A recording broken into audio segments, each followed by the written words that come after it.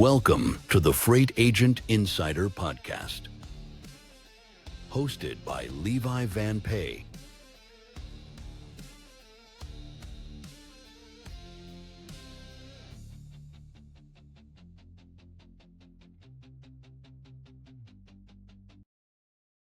And welcome in, everybody, to the Freight Agent Insider.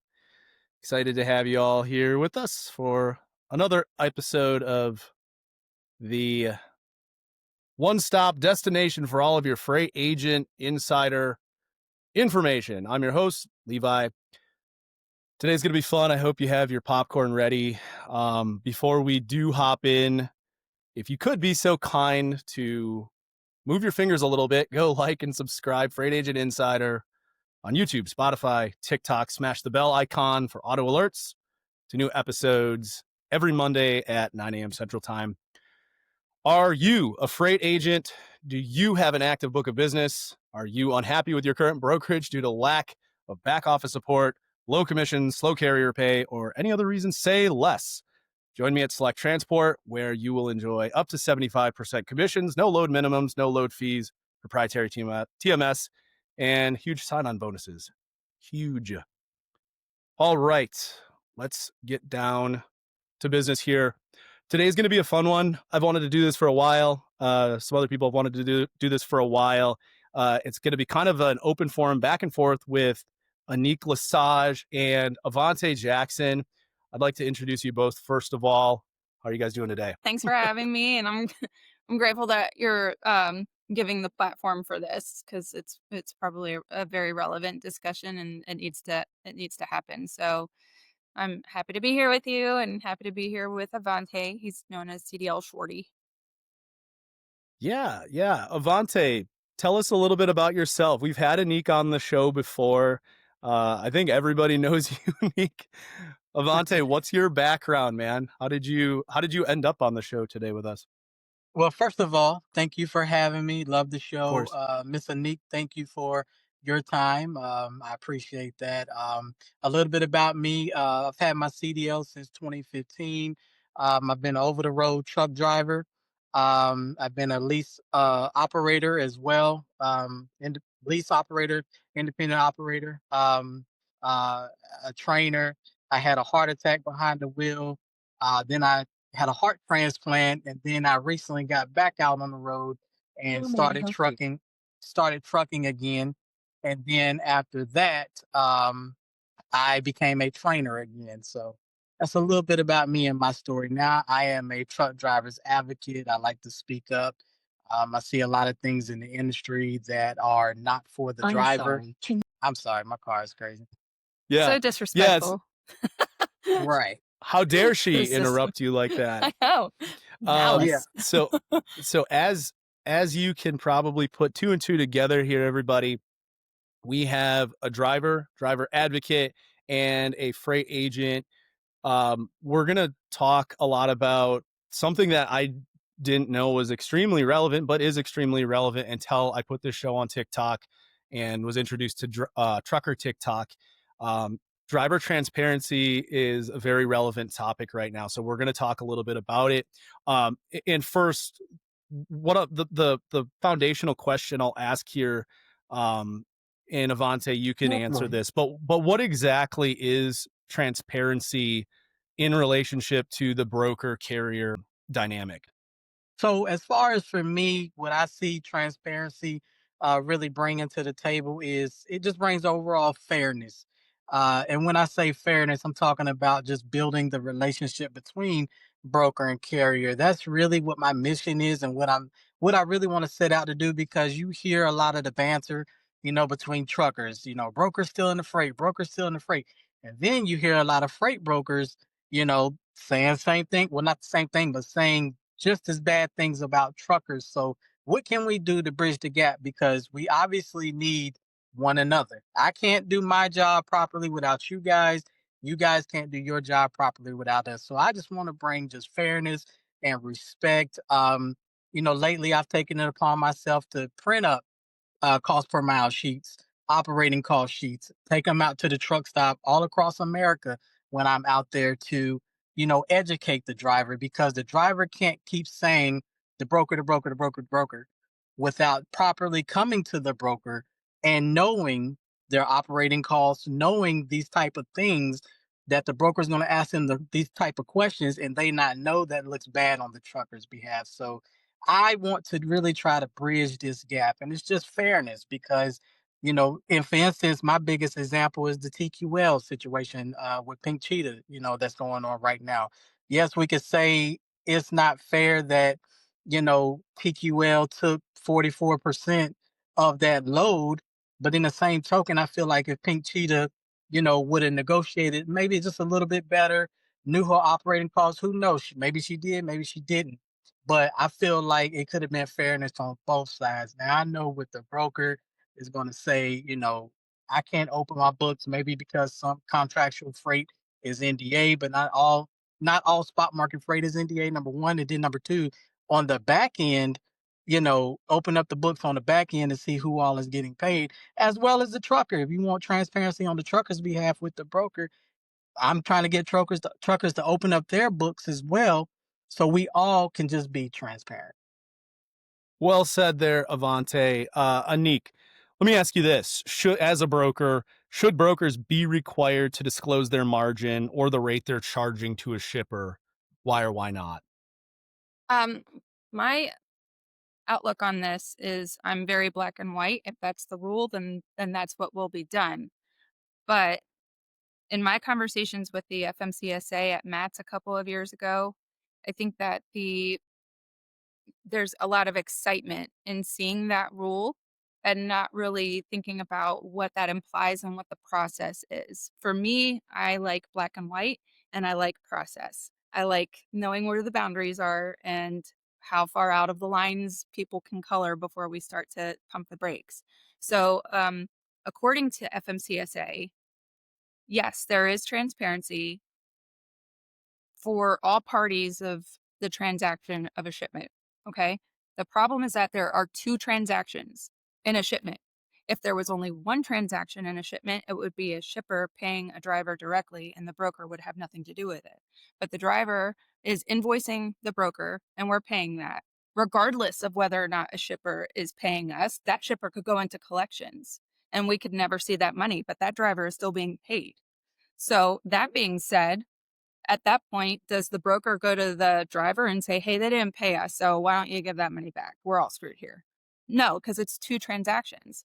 So, that being said, when there's a dispute or where there's an issue with one of the transactions, namely the driver and the broker, then the driver can go to the broker, go to carrier relations team, go to the legal team even, and say, "Hey, there's detention that's owed to me," or "You guys deducted X amount because of a late fee when I was on time. Why don't you give that back?" If they're not doing that, that's when you start going through the transparency process. That's when you start advocating that. And it's not the driver that does it. The driver goes to the FMCSA to do it. And the FMCSA then comes, I'm sorry, it's a little loud. The FMCSA comes and they're the ones that push that envelope for that driver. That's why for, that carrier in particular with TQL, that's why it wasn't her that rained down on TQL. It was the FMCSA. There's a process that you follow, black and white, and you trust that process. Now, she did not trust that process. She went ahead and drove her van around TQL with all this money, spray painted that they owed. But after all was said and done and that audit was done, it turns out that it wasn't TQL, it was the factoring company. There was a discrepancy with the factoring company, and she actually did get paid the bulk of the amount that she was owed. The factoring company just didn't release it to her. That had nothing to do with TQL. So I think that right now, especially in the last few years, there's a lot of desperation. There's oversaturation in the market. There's way too many drivers because everybody was sold a dream. And I can go for hours about why that is, but we'll keep it succinct here. And it's causing a lot of desperation, and desperation is a stinky cologne. And it spreads like wildfire. There's a lot of people that talk at truck stops and everywhere. I mean, The gossip network with truck drivers is worse than the club ladies' bathroom on a Friday night. Okay, just saying. So when you have that much talk, it incites so much more emotionality, and you start to lose sight of that black and white and what is actually there for you. Because there's more to transparency than rates. Transparency also involves who is working on your team, who else do you have to pay in this? Are you paying customer service? Are you paying carrier sales? Do you have a minimum margin requirement that you have to charge for your loads? Because if there's a minimum margin requirement, then somebody is suffering here and it's probably not your customer. So those are the types of transparency questions that you can ask before you take a load that make the actual question of what the broker is being paid totally obsolete. Because we do mark up. We mark up because we provide a service, and our customers know that. And one of the key things I think that drivers don't understand is that if there were no brokers, if there was no margin, nothing like that, drivers believe that they will get paid the amount that a customer pays a broker. But the shipper believes that they're only going to pay the amount that the broker pays the driver. There's still going to be that discourse there, and there's still going to be that negotiation because a shipper is paying for a service. And if that service is not on the table, they're not paying that extra money. So that's what people have to think 3 steps ahead about. That was really well said, Anik. Avante, I'll let you respond to that real quickly, and we'll move on to the next question. Okay, well, yes, that was very well said, Ms. Anik. When you talk about the two-step or the two-step process, we have to go through that two transactional process. We have to go through that as well um with the thing I lost factoring company.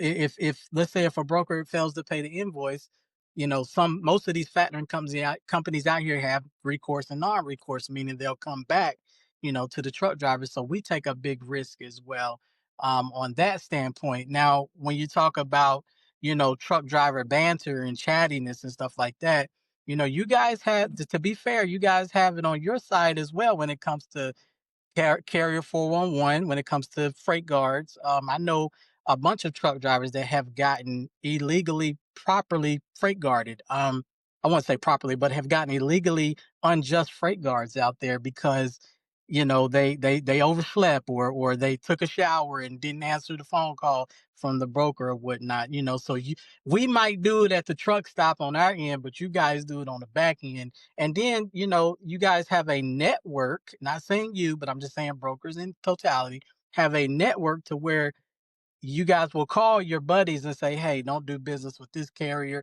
And then that's where the chattiness comes from on your guys' end. So, like I said, I'm just all about fairness. That's all.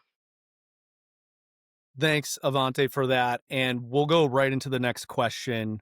Avante, why is knowing the brokers, but actually before I ask this question, I think it's important to just highlight something Anik said in her last segment, which is if there was no broker, the relationship between the carrier and the customer, it would still have the dynamic of finding a bottom line. Like that margin that the broker is making wouldn't just automatically go to the carrier, which is an interesting thought. So that leads into this question of why is knowing the broker's margin, like having it out there and knowing it, important to drivers? Like, how does that affect your business decisions, Avante?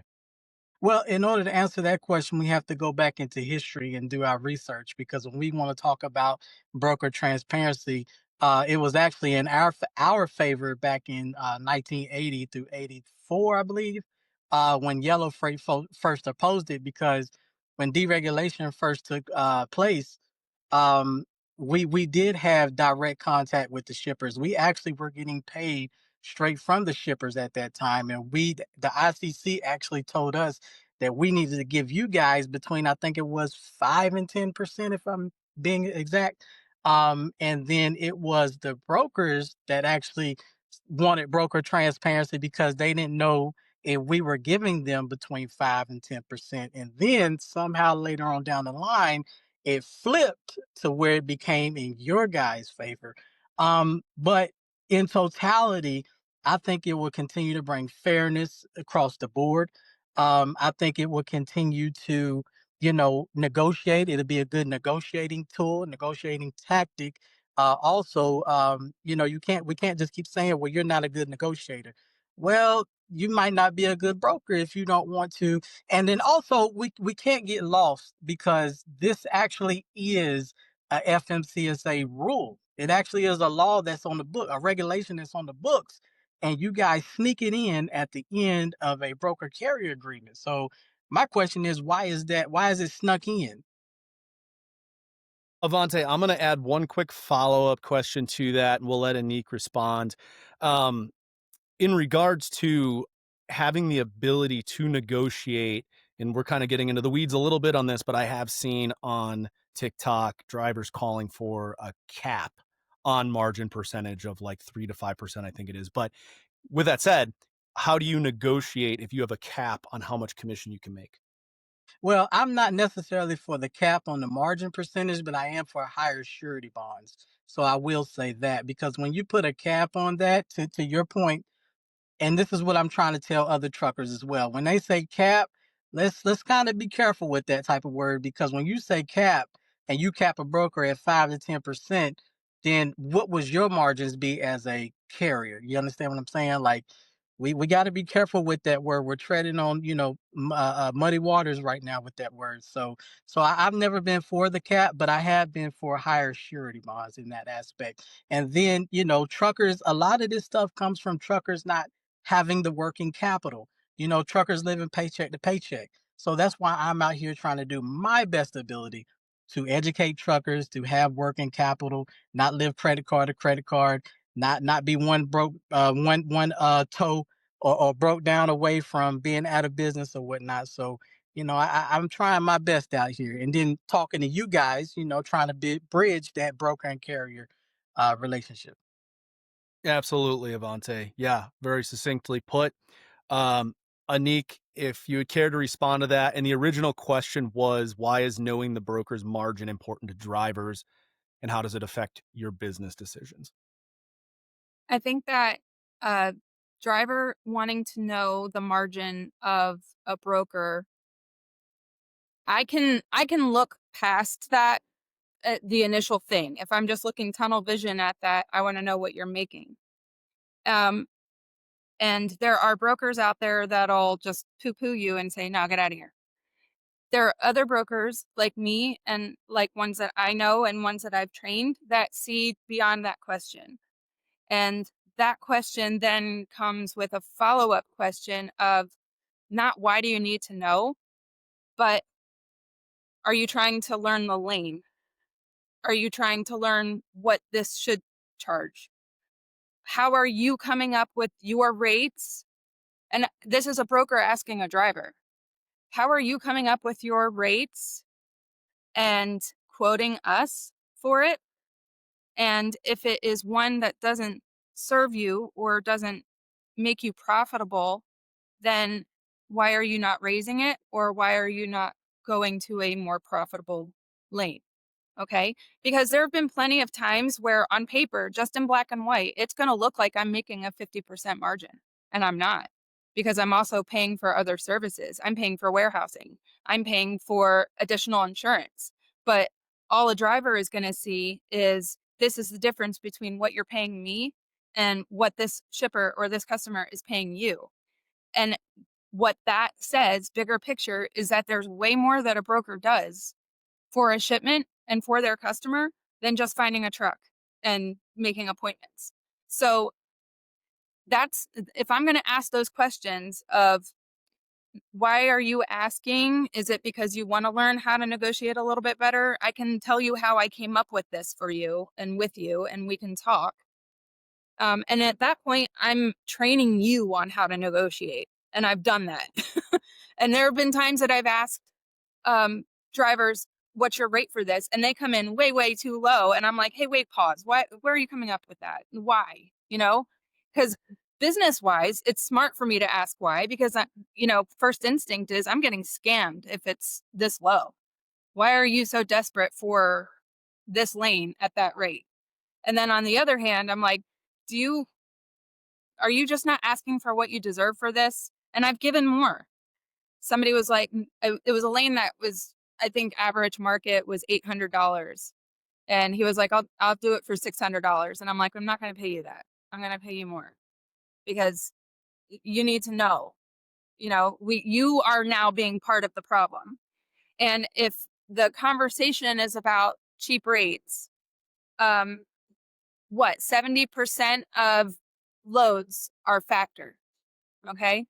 So everything that you see on ITS, everything you see on DAT, any kind of rating tool, even AI green screen, is scraped and historical data from rates that have already been reported by factoring companies.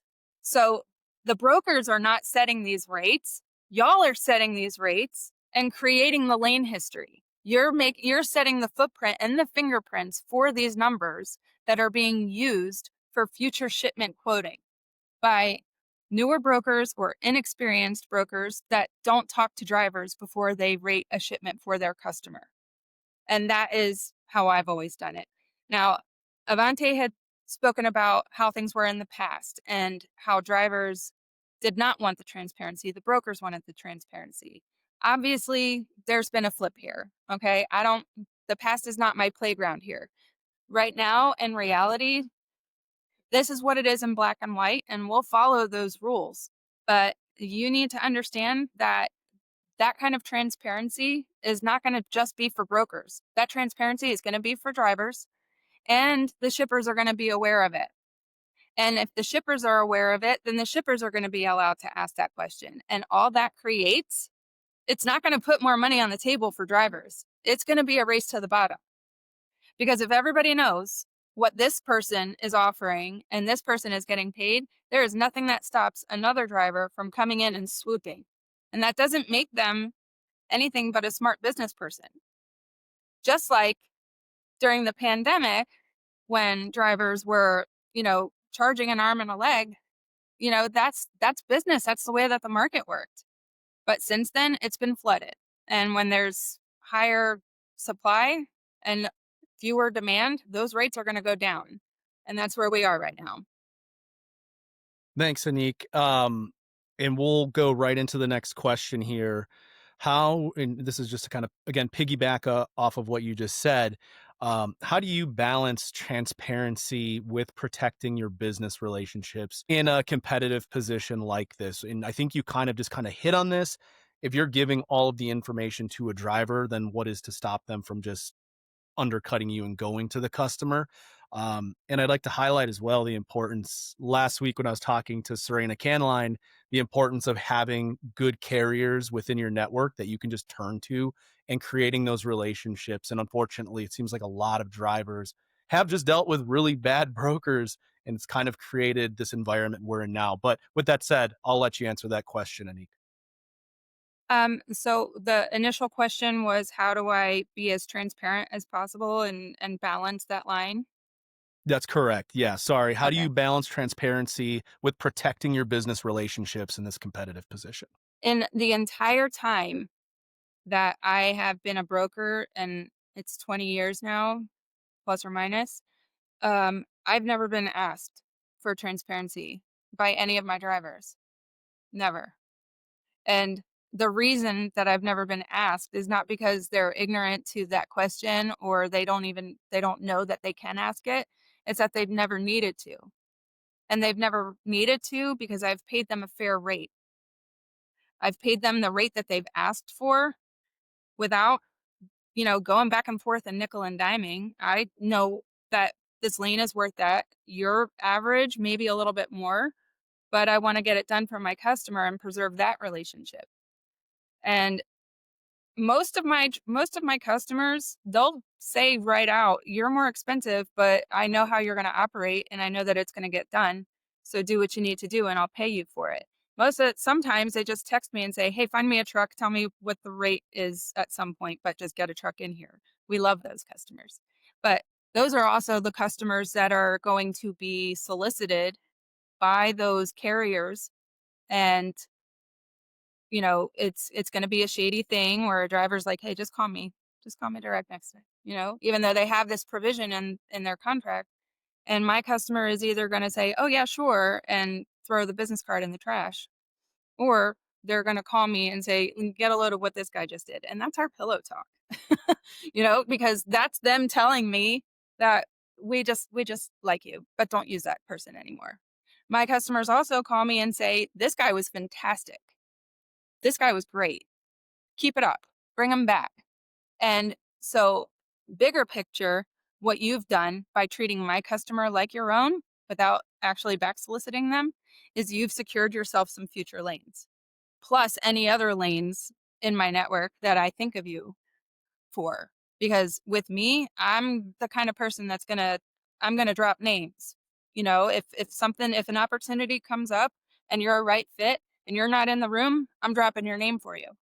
So that's the difference between being a back solicitor and pretty much securing that you're never going to get anything from me ever again, and just doing a good job. And I'm going to recognize that and I'm going to give you more. Um, Avante, a quick response from you on those last couple of questions for Anik, and we'll go to the next one. Okay, yeah. So is it that they are is it that they're not wanting to ask, or they're just scared to ask? Because I've known in the past that when some carriers ask for it, they immediately get blackballed. So that's number one. And then number two, there was an article that came out probably about 6, 7 months ago from Overdrive about broker transparency and how do shippers feel. And a lot of shippers, I think it said 47% said that they would actually like broker transparency, because what it would do is on the back end, it would cut down on maybe cargo theft. We all know that cargo theft is on the rise in this industry. It's a big, big problem. And a lot of shippers are for it. They're for, broker transparency on the carrier and on the broker's side. It may or may not cut down on cargo theft, with that aspect. So, and then for the shippers, I would also say for the shippers, they need to properly vet the brokers, because when you have big brokerages like TQL, CH Robinson, John Giroux, or anybody else, they use a lot of freight agents. And what I found out through my recent data is a lot of freight agents aren't vetting the proper way, so that's where a lot of your cargo theft comes from on broker transparency. Avante, if you knew the total rate all in from the customer to the broker, if you knew that, would you always try to negotiate more as a driver, even if the offered rate was already fair? If I knew that, I would most definitely negotiate. I would most definitely negotiate. And one thing with broker transparency, a lot of people aren't talking about is it's a trust factor. Most importantly, I think a lot of drivers have been burned by brokers out there. A lot of brokers may have been burned by truckers. Nobody's not saying that you guys can't ask us for transparency. I don't mind it. I'm actually telling truckers, they open up your books. If they open theirs up, you open yours up, and let's create that trust. And I just feel like number one, it doesn't even matter about the money. It matters about the trust, because it makes me want to say, oh wow, this person is really going to do it. Okay, cool. Anik, I can trust you. Or anybody, any broker, I can trust you. Let's work forever together. So it's a trust issue for me and the drivers that I speak about and speak up for. Thanks, Avante. Anik, your response. So I am trusting my drivers to know their operating costs.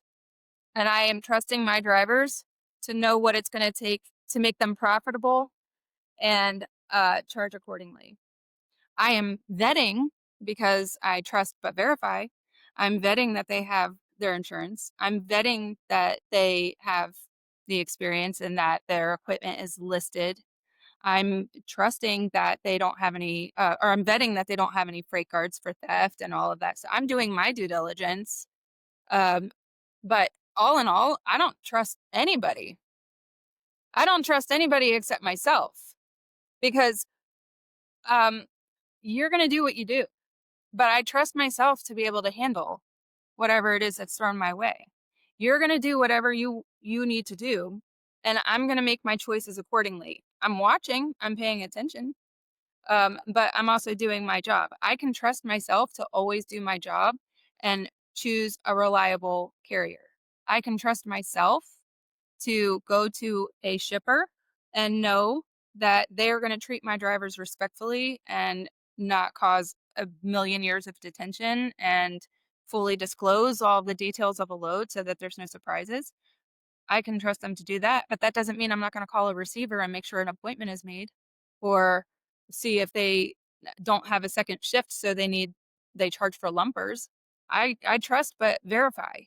So, as far as negotiating is concerned, I come from my dad was like an amazing negotiator. He negotiated teachers' contracts in New Jersey, and some of his stuff went to the Supreme Court of New Jersey. He is the one that taught me.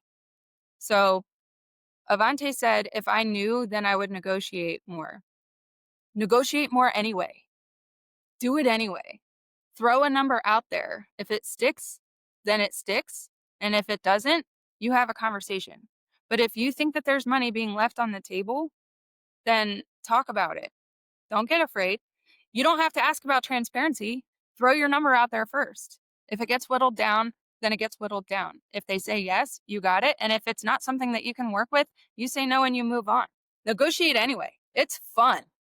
If you go if you go to other countries, especially India, I talk about India a lot, and that's been like a big, the foreign drivers and everything. No matter where you go and no matter what you buy in India, regardless of where it is, they negotiate everything. You go back to your group of friends and you're like, "Oh, hey, look at the purse I got." And they're like, "How much did you pay for it? What were they asking? What'd you get?" Do it anyway. Right. Just do Right. it. That's just smart business. Don't leave money on the table. Thanks, Anik. We'll go into the next question here. Yeah, sorry for cutting you off again there. But I have a question for you that this is like if the roles were reversed and they were reversed during COVID when capacity was super tight and carriers were making a ton of money, would it be fair to say that brokers could say, "Hey, I want to know what you're making, and it's only fair if you make X amount of money," like it's kind of now being asked? Yeah. Well, um, no, I'm not going to ask that. Get your bag. That's market conditions. People are going to take advantage of the conditions that are there. There's always a boon. Look at produce season. Those drivers, they make so much money during produce season and then it's quiet after that. But they rate themselves accordingly during the time when it's advantageous for them. That's a fair market. That's capitalism. So I've never asked for a driver's operating costs. I've never done that's none of my business.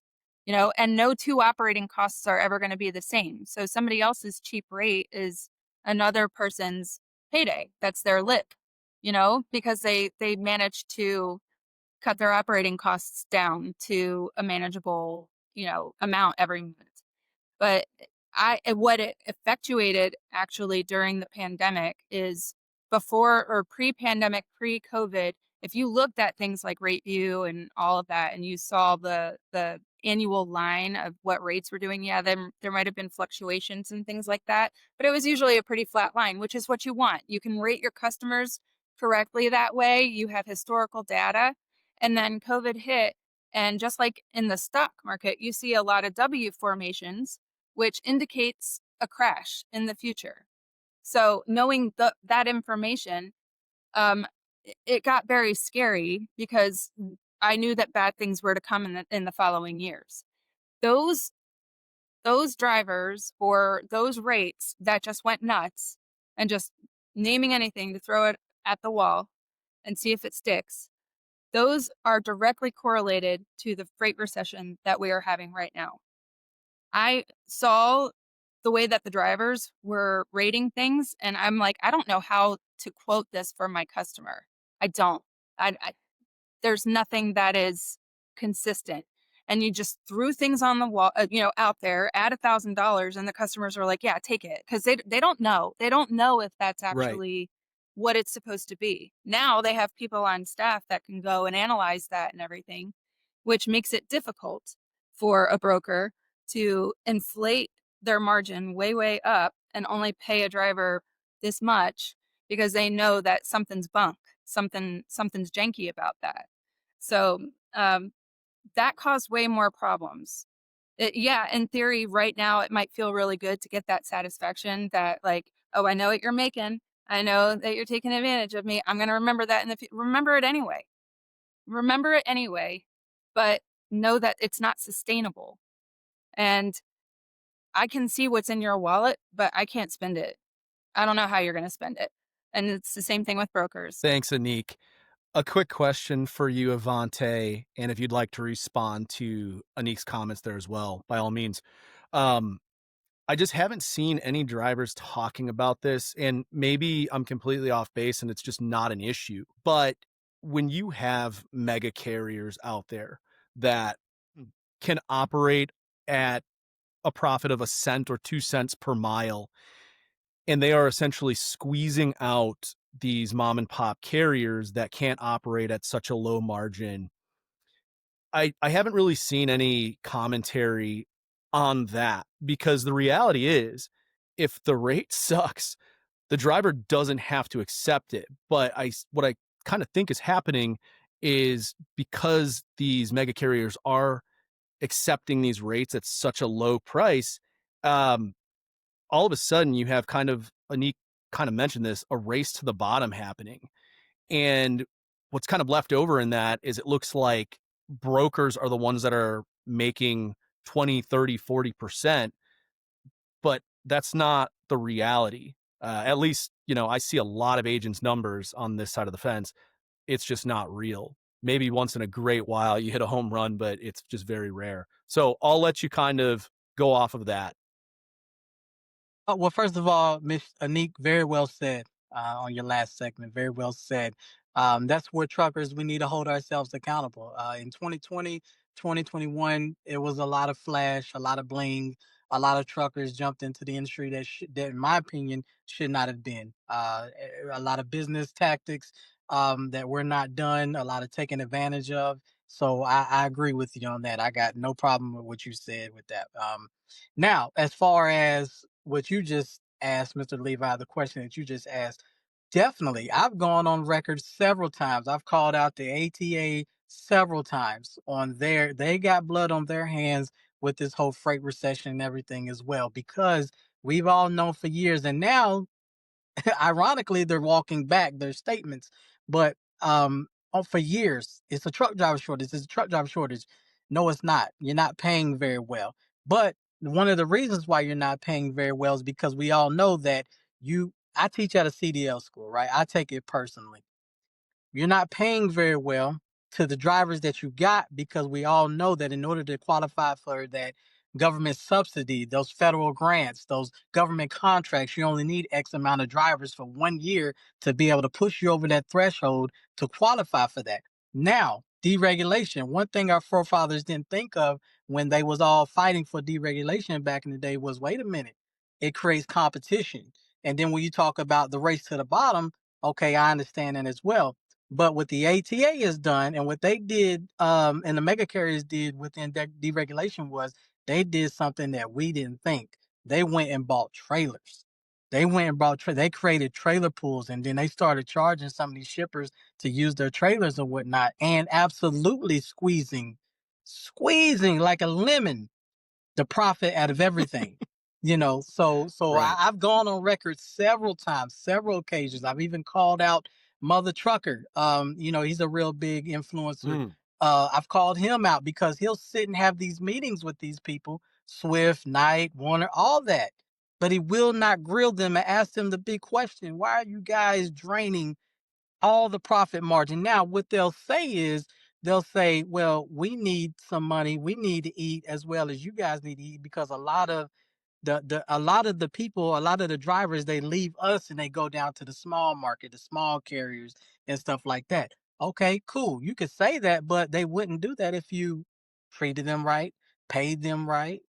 You understand? So when we talk about deregulation, well, when we talk about broker transparency, the influx of drivers and all that, we always have to go back to deregulation because deregulation has made it possible for my trucker buddy to be my competition, Swift, Knight, Warner to be the competition. You understand what I'm saying? So I that's where I stand on that. Yeah, that's great. That's great, man. Um, we are at the final minutes for both of you. We'll ask one final question. And if you'd like to add anything additionally as far as advice or your final thoughts to the end of this segment as well, by all means do. Avante, what is the ideal transparent relationship look like while still allowing both parties to be profitable? Again, go ahead and answer that question and then add your final thoughts to the tail end.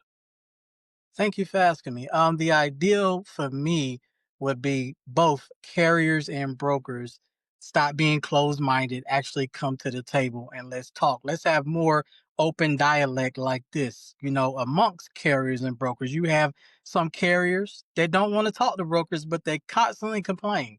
And then you have some brokers that don't want to talk to carriers, but then they constantly complain. And then when you go to these broker carrier summits and things like this, you only see a handful of carriers and you see an influx of brokers. So, like I said, I'm here to do my part on this earth. He froze up. Um, yeah, that's okay. We made it through most of the show Yeah, from his vehicle. He did a great job. I did good. Anik, we'll ask the same question here, and then any final thoughts from you. What does the ideal transparent relationship look like, and how does that, or what would allow both parties to still be profitable? Um, you had James Peoples on, and he said something about transparency, and it was that we need to restore ethics in the industry. And when you know that you're working with ethical people, then you know that um, transparency doesn't really, it'll fall into place basically. And Avante had said something about shippers vetting brokers, but drivers need to vet brokers as well. And drivers need to be able to see who's reputable, see who's trustworthy. I mean, some most of the time credit rating for a brokerage is not enough. You need to see the actual individual that they are working with, know their team, know what their back office is like, things like that. And then also ask the questions why. So if there's brokerages that are allowing drivers to start driving for them on day one, they need to ask the question why. What's the rub? What's the payoff for that if they're bringing them on day one? It's not just about giving them a chance for, the sake of the small guy. No, it's predatory so that they can charge less. I think that asking not being afraid of asking the question why or how does this work, not being afraid of submitting your own accessorial schedule so that everybody knows and everybody is on the same page. If I have detention, I'm charging this and you signed for it when you brought me on with your carrier agreement. I think that them advocating for themselves in that way as actual business people and not just accepting what brokers are willing to give or shippers are willing to give. And as far as transparency for the brokers towards the carriers, there's just been too big of an influx of dispatching services which are not regulated. And just a disconnect between, okay, I'm going to talk to my dispatcher or this dispatcher, but they're not actually working for the same company as this driver. It's just a service. So they have no way of like really managing this driver. They're just finding loads for them. So that creates a lot of tension, and tension is always going to create a lack of trust, and a lack of trust is always going to create a lack of respect. It's impossible to respect somebody that you don't trust, and vice versa. So I think that finding a more cohesive way of doing business, understanding what our roles are, understanding what our prices are, and asking the questions why that's going to bridge a lot of the discourse between drivers and brokers and even shippers, because shippers are caught in the middle. And that's something that we're not taking into consideration. They're the ones that are being left behind in this whole discourse. And they don't deserve it. They just want to move their product. They just want to keep the economy going. They just want to pay their employees. So I think bottom line, we just have to keep that in focus. Thanks, Anik. That was very well said. Yeah, this was great. We lost Avante at the tail end, but at least we got through 95% of this. A great little thing here, guys. The website is now live, freightegentinsider.com. If you go to talk to us live, you can record a question and we will play it during the next show or the upcoming episodes, and you'll get your 30 seconds of fame. New episodes, again, are every Monday at 9 a.m. Central Time. Thanks, everybody, for joining us. Have a great week. Thank you for watching the Freight Agent Insider Podcast. Like us and subscribe on YouTube, Spotify, TikTok, and LinkedIn.